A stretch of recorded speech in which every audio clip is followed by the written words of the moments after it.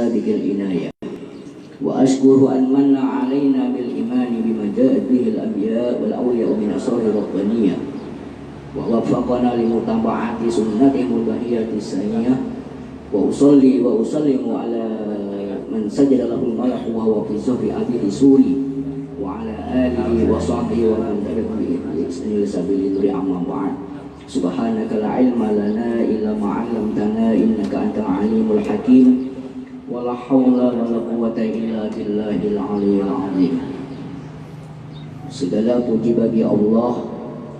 Marilah senantiasa kita panjatkan kehadirat Allah Subhanahu wa taala yang telah menganugerahkan kepada kita semua, yang telah memberikan taufik dan hidayah, nikmat iman dan Islam, sehat wal afiyah, sehingga pada kesempatan siang hari ini kita dikumpulkan oleh Allah Subhanahu wa taala dari taman-taman surganya Allah Subhanahu wa taala.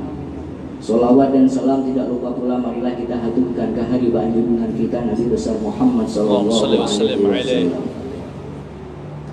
Pada siang hari ini barusan kita telah menyaksikan bersama-sama pemberian nama seorang anak laki-laki yang bernama Muhammad Rafkara Fardan bin Irfansah. Semoga Allah Subhanahu wa taala menjadikan Muhammad Rafkara Fardan seorang anak yang berberkah dunia dan akhirat. Dan untuk mengambil berkahnya pada perkumpulan pada majelis kali ini, kita sedikit akan membacakan riwayat hidup seorang aulia Allah Subhanahu wa taala yang bernama Sayyid Muhammad bin Abdul Karim As-Saman Al-Madani radhiyallahu anhu. Allah Subhanahu wa taala tidak akan menjadikan seseorang hambanya itu menjadi wali, menjadi aulia, kecuali pada diri seseorang hamba itu ada dua perangai atau dua sifat yang terpuji. Yang pertama ialah pemurah, dan yang kedua adalah bagus akhlaknya atau adabnya. Jadi kalau dari dua kesimpulan tadi, dua ciri tadi, maka kita janganlah mudah tertipu dengan penampilan seseorang, sekalipun bahasa Arabnya fasih, jubahnya besar, selendangnya tebal, sorbannya besar, tapi pelit, engken, biarnya bepada aku ading basit, tetapi ada ya. Ini keren lagi viral ading basit ya. Dia bepada ading basit mengada wali ada enggak wali. Selain daripada dua ciri itu, yaitu iman dan takwanya. Tapi bagaimana seseorang itu akan bisa dikatakan takwa kalau dua sifat tadi tidak ada pada diri seseorang? Pemurah tidak, baik murah harta atau murah tenaga, ada apik. Kerja bakti di masyarakat, ada mau turun misalnya, urunan gasan pemaulitan, ayo aku umpah 10.000, angsul 5.000, hendak dapat syafaat Nabi misalnya. Kadada pada diri seseorang itu pemurah, dan tidak ada pada diri seseorang hamba itu akhlak yang baik, maka seseorang itu belum bisa dikatakan takwa kepada Allah Subhanahu wa taala. Pungkalannya di situ. Orang yang takwa berarti orang tadi pemurah. Orang yang takwa berarti orang tadi husnul khuluq. Apabila dua ciri tadi tidak ada pada diri seseorang, maka belum bisa dikatakan diri kita itu orang yang takwa kepada Allah Subhanahu wa taala. Adapun Syekh Saman Al-Madani ini, beliau mencakup daripada dua sifat tadi, bahkan lebih, sehingga Allah Subhanahu wa taala memberikan suatu anugerah yang besar dengan dijadikannya beliau itu sebagai wali Allah Subhanahu wa taala di dalam negeri Madinatul Rasul. Bahkan disebutkan di dalam kitab manaqib beliau akan kalimat barang siapa yang ziarah ke makam Rasulullah Shallallahu Alaihi Wasallam padahal tiada minta izin kepada beliau, niscaya ziarahnya itu sia-sia walaupun sah pada zahirnya sekalipun. Artinya segala sesuatu itu ada ampun wilayah. Seharusnya hari ini yang berpandir guru masjid ampun wilayah. Tapi karena saudara kita Irfan minta kita sedikit untuk membacakan manaqib, mudah-mudahan dengan berkat ulun mengabulkan hajat saudara Irfan, Allah Ta'ala mengabulkan hajat ulun. Dan zaman sekarang banyak orang suka ziarah ke sana kemari. Tahukah kita sebenar-benar pintu surga bagi kita siapa? Yaitu orang tua kita. Kita sibuk ke sana kemari ziarah, tapi sama orang tua kita bermusuhan. Wali Allah Subhanahu wa taala, apa kamu sini? Apa kamu dapat berkat dari aku? Jadi mau hendak ziarah, bagusi dulu lawan kuitan. Minta ampun, minta maaf, minta doa, minta ridho lawan kuitan. Hanya ziarah ke sana kemari.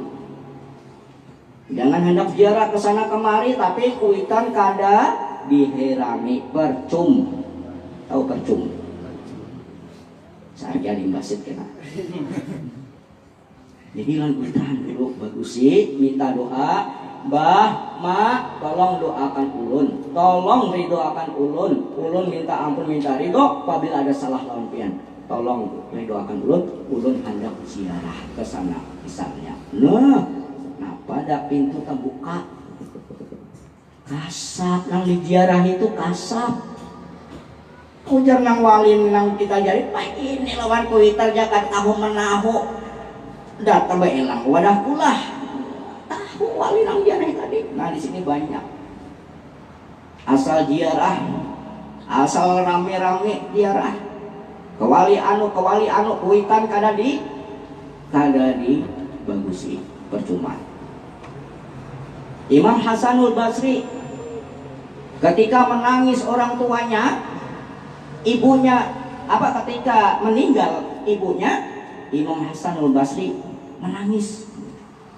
Lalu para murid-muridnya bingung, ya Syekh, pian ini kutuah ikutan bagi kami. Kenapa engkau bersedih hati sampai menangis? Lalu dijawab oleh Imam Hasanul Basri, aku menangis karena aku sekarang ini telah ditinggalkan salah satu pintu surganya Allah Subhanahu wa Ta'ala. Itulah yang menyebabkan aku menangis. Pintu surga Allah tertutup sebuting, hilang sebuting, meninggal. Jadi Imam Hasan Basri menangis. Nah, padahal Imam Hasan Basri Sayyidut Sufiyah, Sayyidut Tabi'in, ulama besar, pemimpin para tabi'in.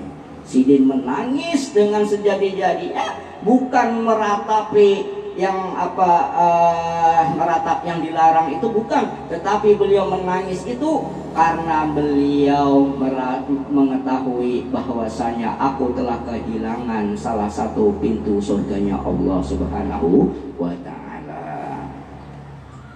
Nah, mohon doa pianlah, mudahan Allah memberikan kemudahan dan keselamatan. Esok pagi kita hendak tulah ke ujung Pandaran, ke Sampit.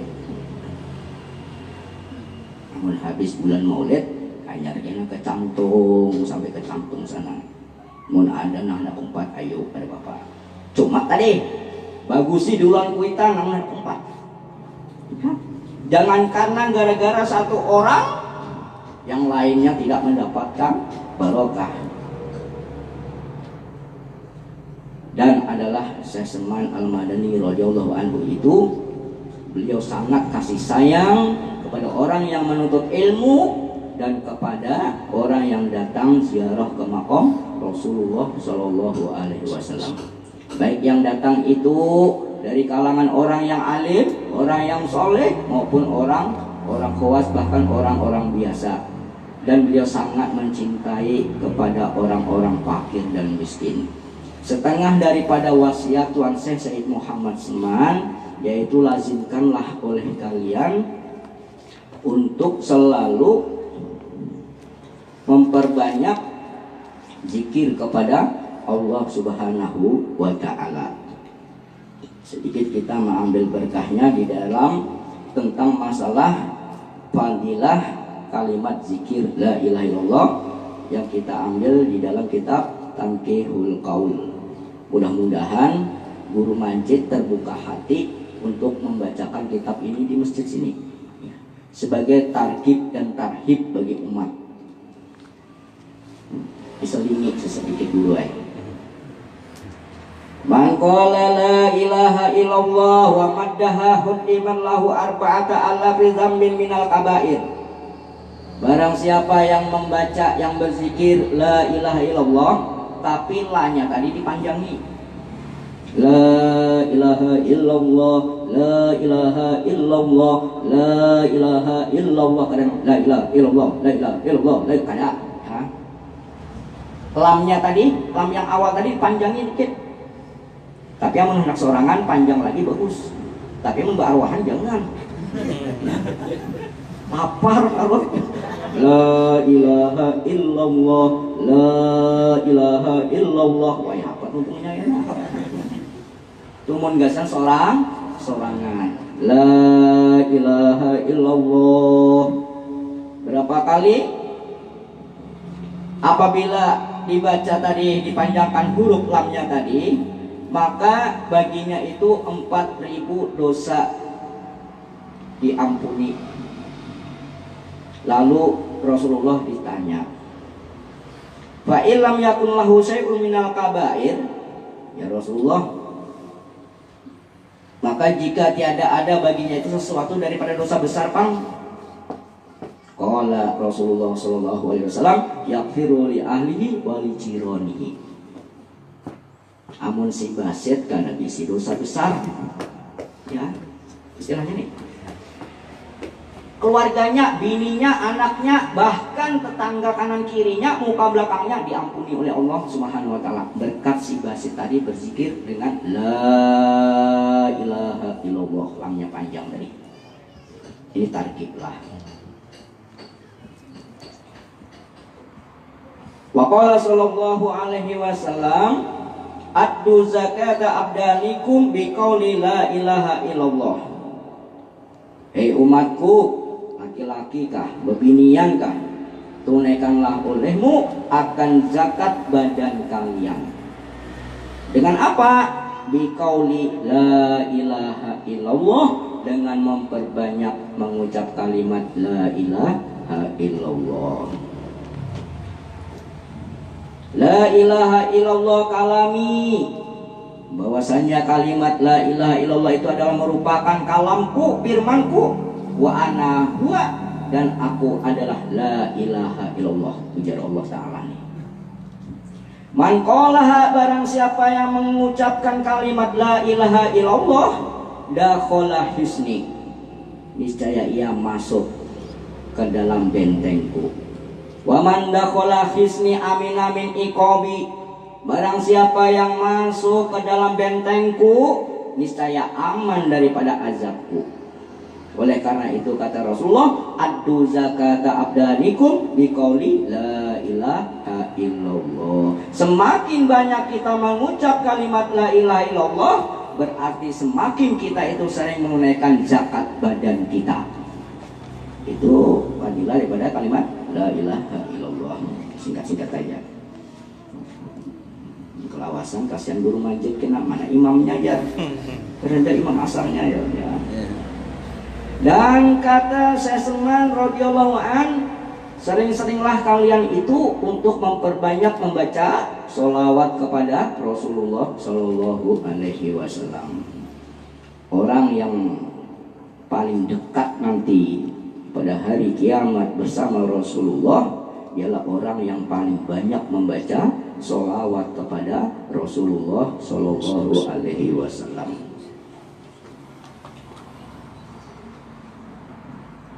Bahkan daripada kelebihan bersolawat kepada Rasulullah Shallallahu Alaihi Wasallam itu, pernah Rasulullah Shallallahu Alaihi Wasallam dia bersabda, barang siapa yang bersolawat kepadaku 1 kali, niscaya Allah Subhanahu Wa Taala mencurahkan rahmatnya 10 kali. Lalu Nabi kita ditanya oleh para sahabat, liman kana hadiran, apakah bagi orang yang hadir al-qalbi hatinya ketika membaca sholawat tadi? Qala, ujar Nabi, la, ada. Bersolawat, ya Rabbi sholli ala Muhammad. Hatinya kemana? Kesan kemari. Artinya kada hadir nih hati tadi, tetap mendapatkan fadilah tadi ujar Rasulullah SAW. Tetapi lain dengan orang yang hadir ketika membaca sholawat kepada Rasulullah SAW. Itu hebatnya sholawat. Biar hati kita sambil membaca sholawat sambil keingatan ayang misalnya, ya. Sambil baca sholawat hati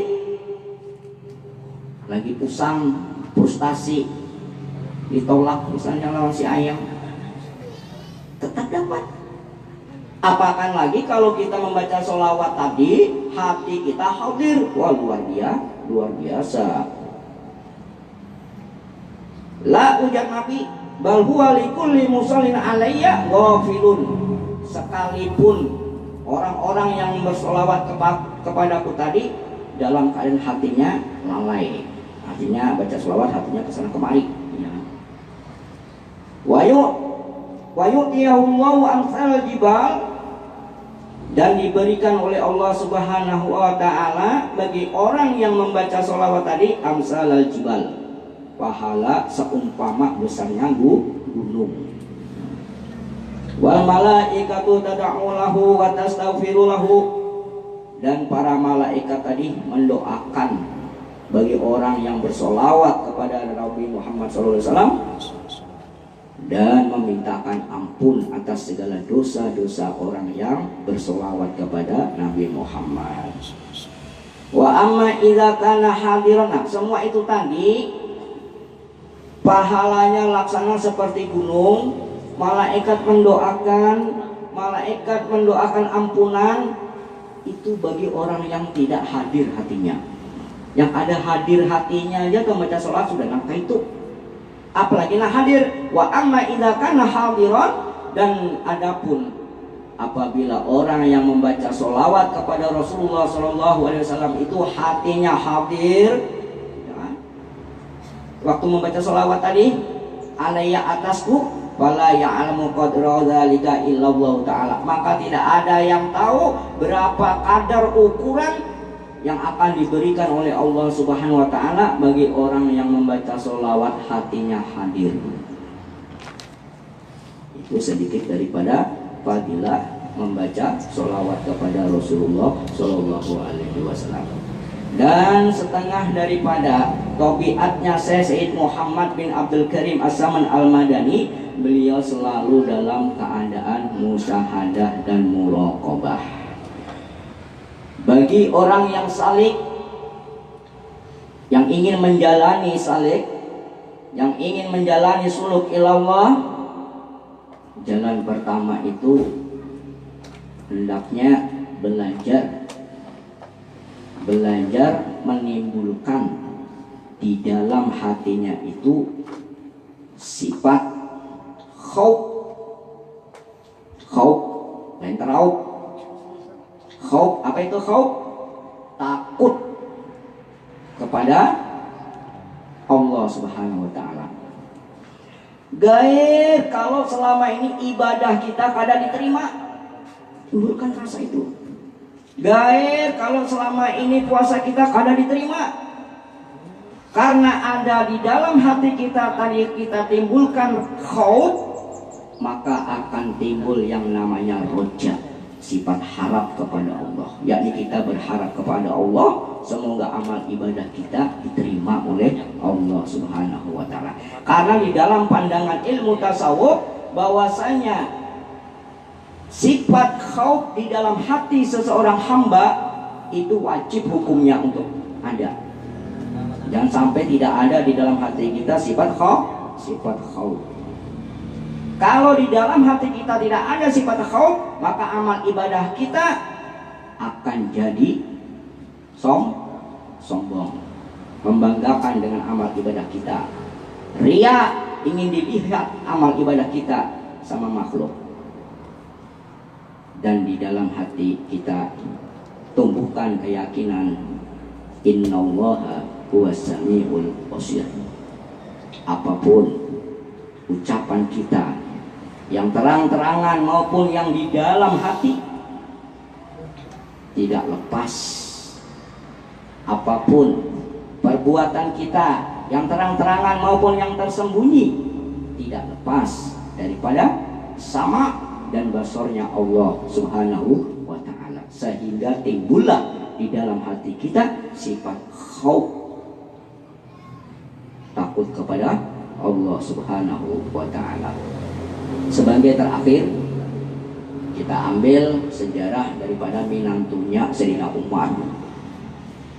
Sayyidina Umar radhiyallahu an, ketika malam hari beliau tradisinya keliling. Karena Sayyidina Umar itu sebagai pemimpin, beliau tidak mau tidur kalau belum memastikan warganya atau rakyatnya itu semuanya dalam keadaan kenyang. Pada suatu saat, suatu malam, beliau lewat di sebuah rumah malam hari. Beliau mendengar percakapan seorang perempuan dengan anaknya perempuan. Yang mana perempuan, seorang ibu tadi punya anak perempuan sedang memerah susu, membuat susu. Lalu kata ibunya, wahai anakku, campuri susu tadi lang banyu supaya banyak kita dapat ujungan. Ujar lang anak, jangan maai, kada boleh. Kada apa-apa, kada ada juga yang melihat. Orang guringan bertahan kada cuma kita berdua. Lalu ujar nang anak, jujur aja maai orang kada ada yang melihatnya. Tapi Allah melihat maai. Mendengar itu diambil minantu oleh Sayyidina Umar. Padahal perempuan tadi seorang keluarga yang sangat miskin, bukan dari kalangan bangsawan. Diambil minantu oleh Sayyidina Umar. Berkat apa?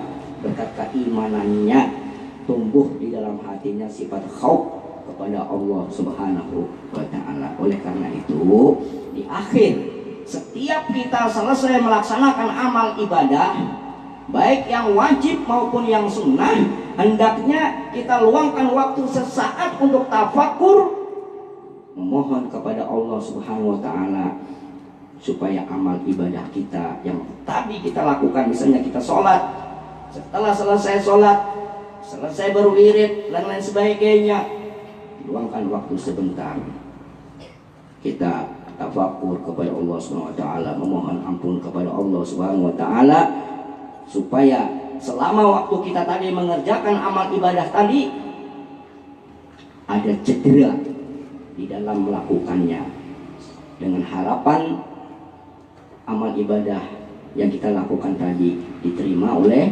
Allah Subhanahu wa ta'ala. Jangan habis assalamualaikum warahmatullah, assalamualaikum warahmatullah, keluar. Atau misalnya kuntung berwirid dengan bangganya. Jangan. Orang bahari setiap selesai melaksanakan amal ibadah, bahkan ada yang tertitis matanya, netes air matanya, karena takut kalau tadi yang dilakukan tidak diterima di sisi Allah Subhanahu wa ta'ala. Mudah-mudahan Allah Subhanahu wa ta'ala memberikan taufik dan hidayah kepada kita, mengampuni segala kealpaan kita, dan mudah-mudahan amal ibadah yang sudah kita lakukan mudah-mudahan diterima oleh Allah Subhanahu wa taala. Segala kekurangan di dalam melaksanakan amal ibadah yang kita lakukan mudah-mudahan ditutupi oleh Allah Subhanahu wa taala dan diterima oleh Allah Subhanahu wa taala, dan mudah-mudahan segala hajat kita dikabulkan oleh Allah Subhanahu wa taala, baik hajat dunia maupun hajat akhirat. Al-hadiniyah wa kullu niyatin shalihah wa ila hadratin Nabi Muhammad sallallahu alaihi wasallam. Al-Fatihah.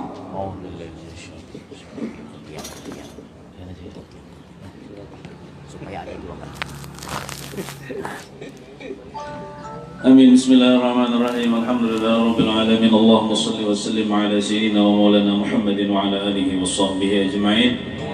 Allahumma salli ala sayyidina Muhammadin salatan tunjina biha min jami'il ahwali wal afat wa taqdilana biha jami'al hajat wa tutahhiruna biha min jami'is sayyi'at wa tarfa'una biha indaka 'ala darajat wa tuballighuna biha as-salawat min jami'il khair fil hayati wa ba'da al-mamat wa 'ala alihi wa sahbihi wa sallim tasliman katsiran. Allahumma anfa'na bima 'allamtana wa 'allimna ma yanfa'una wa zidna 'ilma warzuqna fahma. Walhamdulillah ala kulli hal wa na'udzu billahi min ahwali ahli an-nar. Nas'aluka salamatan fid din wa 'afiyatan bil jasad wa ziyadatan fil 'ilm wa barakatan bil rizqi wa thabat qablamat wa rahatan dan maghfiratan ba'da al-syahadat dan maut. Allahumma hawwin 'alaina fi sadaratil maut wan najat minan nar wal 'afina lisaf wa amana min al-adhab wa nasib min al-jannah. وارزقنا النظر الى وجهك الكريم برحمتك يا ارحم الراحمين. ربنا لا تزغ قلوبنا بعد إذ هديتنا وهب لنا من لدنك رحمة انك انت الوهاب. ربنا آتنا في الدنيا حسنة وفي الآخرة حسنة وقنا عذاب النار. وصلى الله على سيدنا محمد وعلى آله وصحبه وسلم. الحمد لله رب العالمين. تقبل الله منكم. Betapun sedikit dulu lah. Tadi masalah hadir hati tadi maksudnya mengatakan Allah kah, mengatakan Nabi kah? Ya Muhammad, wahai Muhammad, man zakarta faqad zakarani. Barang siapa yang menyebut akan engkau, maka sesungguhnya ia telah berzikir atau menyebut akan aku. Orang yang membaca sholawat pasti ada kalimat ismi zatnya. Jadi secara otomatis orang yang membaca sholawat itu sama dengannya sudah ada mengamalkan zikir kepada Allah Subhanahu wa ta'ala. Kalau kita jelaskan itu terlalu dalam. Iya. Ya, terlalu dalam. Berarti mengingat Nabi sama jualnya Allah lain, ya lah. Iya. Waktu misalkan. Karena di dalam sholawat itu ada ismi zat. Oke, terima kasih. Minta rela. Ada kirim salam mungkin. Nah, kirim salam Jalawan Guru Rasyid ya. Minta maaf kada kau hadir. Mahli, kenal lah.